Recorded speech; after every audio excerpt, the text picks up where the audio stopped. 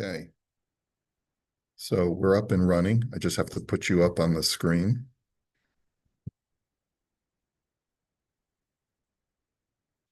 So yesterday we said that there's different opinions. I will that there's different opinions as to whether a person can become an arev without knowing the specific amount of the loan. So that was what we ended off with yesterday. And now let us continue. She'ela, Mishan Yisratze Lihios Arev. A person agreed to be an Arev, V'kodem she'itein hamal v'hakesef lelo v'hitcharei ta'arev. And then after agreeing, before the loan was extended, the guarantor gets cold feet. Mechashash haloy v'lo yachzir et halva'ato bizman. And he starts to, he feels, maybe the guy's not going to pay back.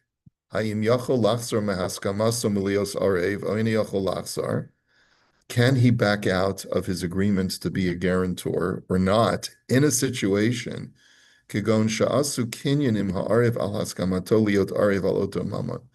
when they already made some kind of binding kinyan? Let's say they made a transaction, that there was an agreement that he would act as a guarantor for a future loan. Can he back out so long as that loan has not been extended? So tshuva. So the answer is Mishani tratzel liot ariv kodem sheet and hamal bamos lelove yochel lachzor ha'ariv mahaskamaso la'arevus va'afilu kanu miyado. The answer is yes, he can back out even if he made a kinyan, obligating himself to be a guarantor on a future loan. Ve'ein chiluk bazeh bein ariv stam or ariv kablan shneim yichom lachzor bahem. Doesn't matter even what kind of ariv you are. Even if you're an ariv kablan, you can back out.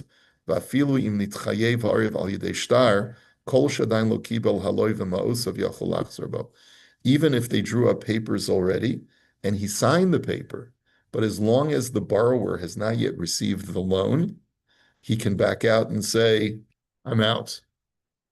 I wonder I wonder what the American law would, or Canadian law. Can't resile. Deal's a deal, even if the money hasn't changed hands. Consideration is the agreement to give the loan and everybody's papered up. You're in it. It's a, deal done. If the lender lets you out, okay, but no, not can't unilaterally back out. So what is the reason? So the Sma, the commentary on the Shulchan Aruch, writes that the reason is the kinyan below based in chashuv ka'arevut shehi asmach the lokani. That making this kind of kinyan to be a guarantor on a loan that hasn't transpired yet is considered to be just an asmachta, just a way of getting the process going without necessarily committing yourself. He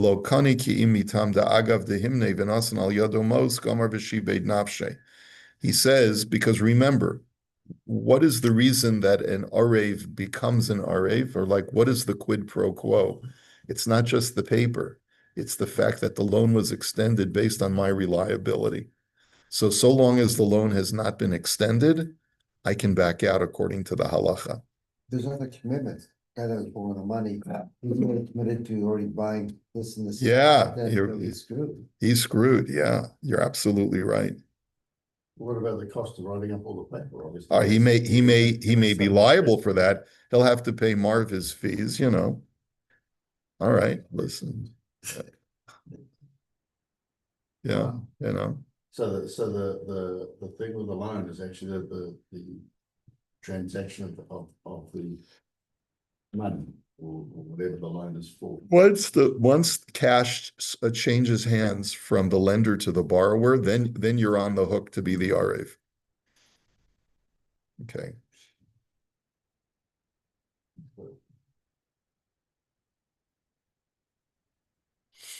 And there's also the question where you're being a match type of thing. Right. There's a mechusar amana, certainly. There's an acting in bad faith. There's no question that would be the case. Okay, let us go on. Next sheila. Malva shehitna im ha'arev mimisha erza efra mimenu techila. The lender stipulates when he extends the loan to the borrower and the guarantor is present, he says, I can go to either one of you to collect the loan. So he's making the guarantor into an Arif Kablan. Im Amar hadvarim ba'al peh o shahosif hamalva bishtar lashon zeh v'hiskim lachtam ha'arev al zeh. So let's say that this statement was only made orally, or let's say the lender adds that terminology, that adds that language in the shtar, and the Arev said he'd be willing to sign off on that. Ha'im yachal lihiparem me'ha'arev tchila, o af shahosif bidvarav mimi she'ertza efra ein yachal litvos ha'arev tchila kol zman she'ish nechasim l'lova. So is that considered to be sufficient for the lender, like he says it at the last minute? Oh, by the way, you're not just the guarantor, but you're the Arev Kablan, which means if I want to, I can go to you first even. Is that legally binding as long if the guy agrees to it at the time of the loan or not? So tshuva. Hisna hamalvim ha'arev mimisha ertza efra yachol lihipar me'ha'arev tchila afilu yesh lo nechasim l'loiva. So if the malva makes that, the lender makes that stipulation with the guarantor before the money is transferred, and the Arev agrees to it, then he does become an Arev Kablan, and therefore the Malva can go to him first, even when the borrower has assets. Some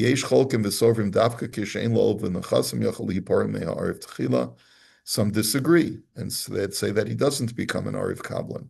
When we call makom gam acholkim modim shim omar beferish, mimisha ertza efrat chila yachol ligvos min ha'arev afilu im yesh lov v'nachasim yidua. But even this party that disagrees do agree that if he said explicitly,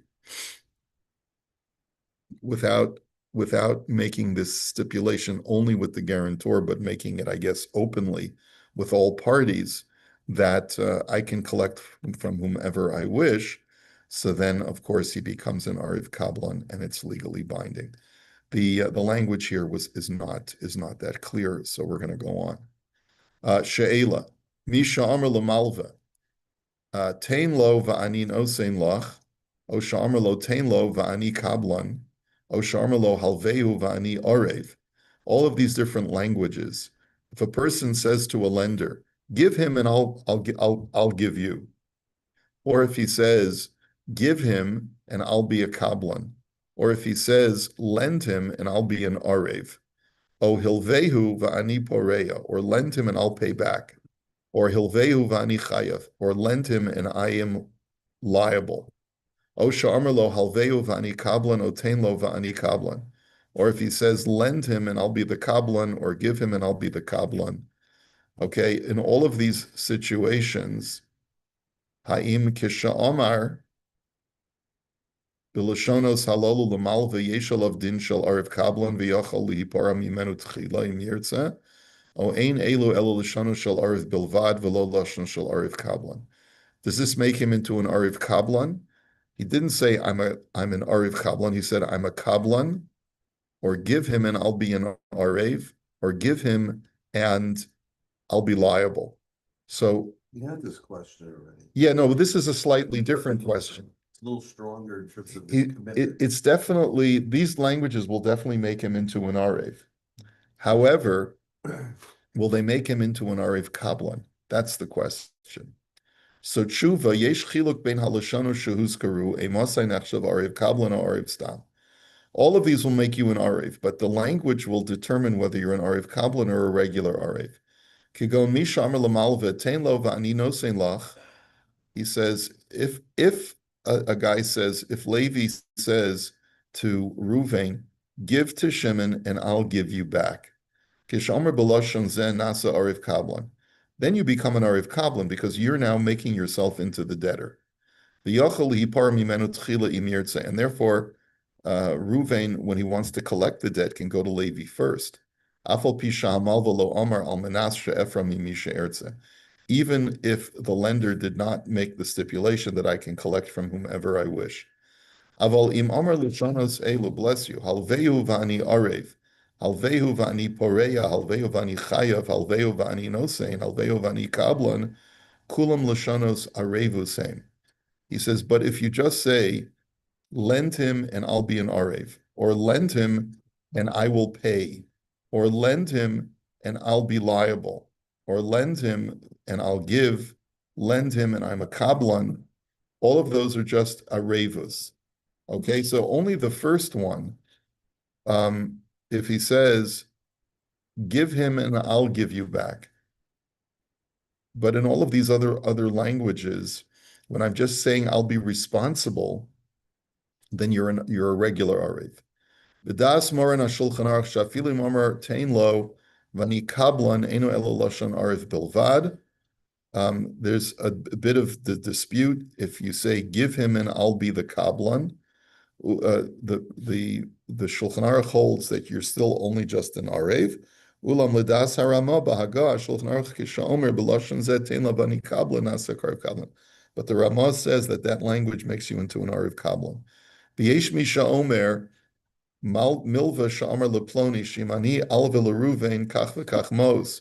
Hayim tiya muchan lios li arev. Imamar hein hareza nasa arev avshalo osif yoser alai. Some say that you become an arev just by saying the word yes. So, for example, Shimon turns to you and he says, if I borrow money from Ruvain, will you be my guarantor? All you need to say is yes in front of witnesses, and that's enough to make you on the hook. Okay, fine. Sheila, haim yesh mitzvah lahalvos legoy, o yesh kan iser lo sechanim ve'ein lahalvos lo. Is there a mitzvah to lend money to a goy? I'm assuming that it's an interest-free loan. Or is there a prohibition of lo techanem? You may not give the idolater something for free. I'm not going to like this answer. Tshuva, yesh omrim she'ein mitzvah lahalvos legoy, ela im ken kishamal v'lo tzarech lakachas min hagoy ribis al halva azu. Some say that you're not allowed to lend money to a goy unless you charge him interest. Okay? But others say, "Vafilu magoy asalotova shim eno malva beribis mevatel mitzvahs asa lenochri sashich." And the argument is because if you lend him money without interest, you're violating a mitzvahs asay, where the Torah says, "Lanochri sashich ula achicha lo sashich." It says, charge interest to the non-Jew, but don't charge interest to the Jew. So if I give an interest-free loan to the non-Jew, I'm violating the positive commandment of La Nochri Sashich. But isn't it, that they're like, I will work on purpose, this is the person is just a regular Joe. Yeah, so that was a question. It was a question that we asked Rav Schachter at the rabbinic panel a week ago today. I asked them, I pressed them a little bit, and I asked them, do non-Jews today have the status of an Oved Avodah Zarah? See, he's a Maimonidean because Rav Soloveitchik was a Maimonidean, and Rav Soloveitchik was pretty strong on this, and he felt that that any non-Jew has the din of an Oved Avodah Zarah today, if he believes in Christianity. Let's say he doesn't believe in God at all, so that maybe he's not an idolater as long as he's an ethical individual. Maybe you wouldn't be restricted. Because when the Torah says anochri, it's usually referring to an idolater. I'm not convinced that the Rambam would maintain his position had he lived in our society today about Christians. I don't know. What about Muslims? Muslims are not idolaters, according to the Rambam. So we can lend them without interest. So it would be, yeah, presumably you can lend them without interest. Yeah. If your workmate asks you, can I borrow $5? You have to say, sure, it's going to cost you $5.50 to give it back. Well, that's the question. If a can't, I'm sure that there's arguments to make that if he's a coworker or something like that, or a friend, then there could be issues of mipnei darkei shalom to preserve the peace. You have to, small loans would be acceptable. Okay. Now the Rambam seems to be the source for this halacha. The Rambam in Hilchos Milva writes, "Hagoy v'hagir toishav lovin mehem umalvin osan beribis." that if you have a goy or even a ger toshav or even a righteous Gentile, you can only lend the money with ribis. Here he says it's not limited to just an idolater. Here he says, the Rambam writes that even if he's not an idolater, you can only lend the money with ribis. Shenemar lo tashich le'achicha. You may not lend money on interest to your brother. La'achicha aser v'lishar ha'olam muter u'mitzvah saseh la'ashich legoy. Shenemar la'noch risashich mipi hashmo lamdu shezu mitzvah saseh v'zeu din Torah. And the Rambam writes that it's a positive commandment.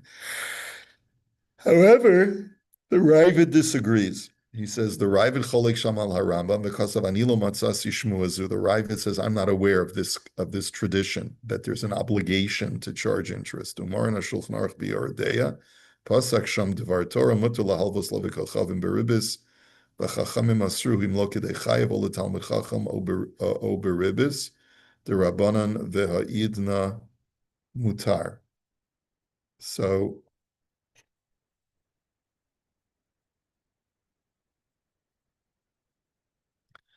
the Ramah writes an interesting idea.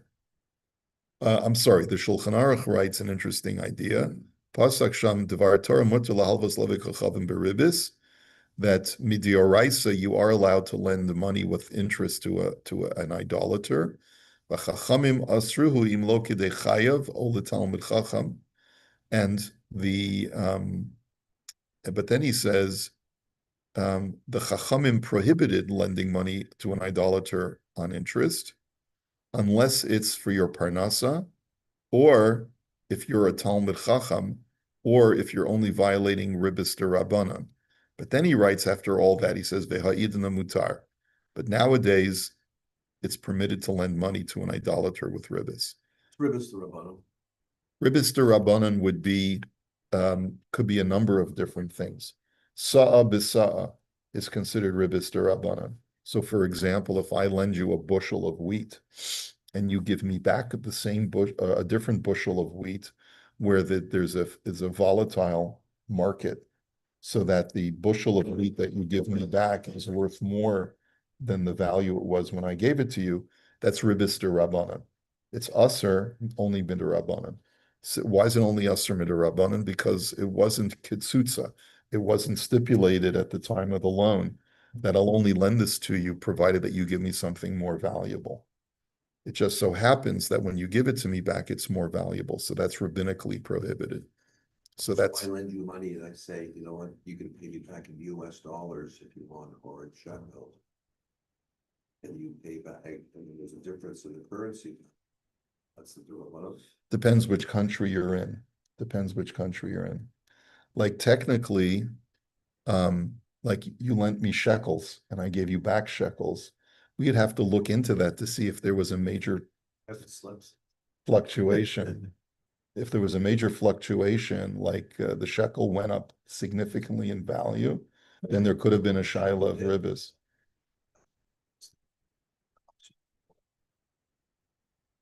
You don't know that it cost me more because as soon as I got to Israel, I turned dollars into shekels. So I think at the time when I had possession of those shekels, they were worth the same amount basically than when you had them.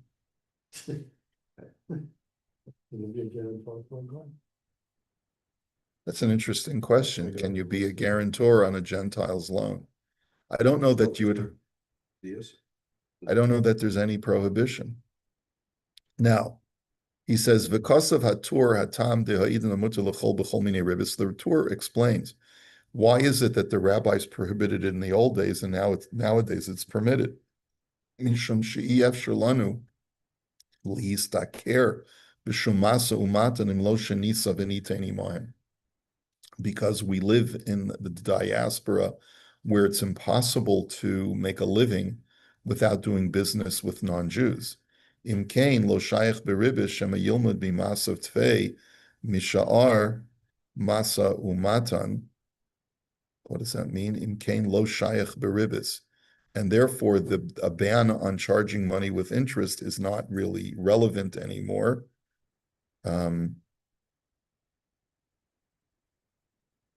Okay, in other words, the reason why the rabbis initially did not want us to engage in business with non-Jews is that we shouldn't learn from them. We shouldn't assimilate and become like them. You know, they're going to want us to drink their vodka, and they're going to want us to dance with them and have their same haircuts and all of that other stuff.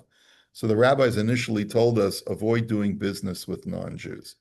However, since it's impossible to survive without doing business with non-Jews, all of those bans have been lifted. V'chein kasvu Tosfos writes this in the Gemara in Avodah Zarah. V'ayin lamar in HaShulchan Aruch Sham, shepasak asur litein matnas chinam lo v'kolchafim she'eno makiro. There's another psak from the Shulchan Aruch that you cannot give a gift for free to a non-Jew that you don't know. But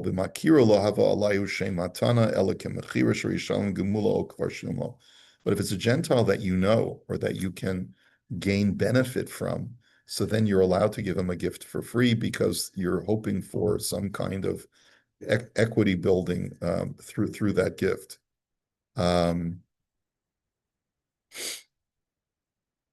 Okay.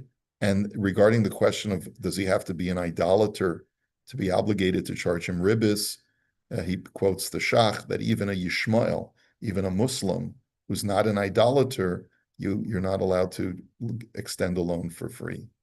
Okay. Now he quotes the Maharsha says, Im osa hovikolchavim tova v'chesedim Yisrael chayv lasus gam ken imo chesed le'etiv lo. He says, if the Gentile has done favors for you, you have to do favors for him in return. And